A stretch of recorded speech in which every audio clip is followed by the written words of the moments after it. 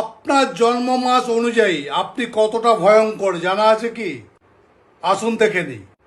জানুয়ারি মাস, বাইরে শান্ত কিন্তু ভেতরে খুব শক্ত মানুষ। ফেব্রুয়ারি, ভালোবাসার দিকে নরম কিন্তু রেগে গেলে গরম।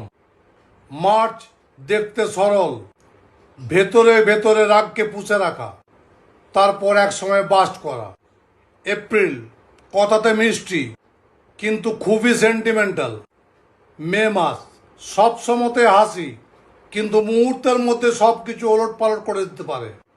জুন মাস, চোখে ভদ্রতা, মনে বিরাট বড় প্ল্যান। জুলাই, রাগ কম কিন্তু একবার যদি উঠে যায় তাহলে কাউকে মারবো না মরবো, দুটোর মধ্যে একটা। আগস্ট মাস, মন খুব ভালো, পরোপকারী, রেগে গেলে ভাঙাচোরা করে ফেলে। সেপ্টেম্বর, খুব বুদ্ধিমান এবং সরল। অক্টোবর, নিজের মনের মতো করে চলে, কাউকে ভয় পায় না।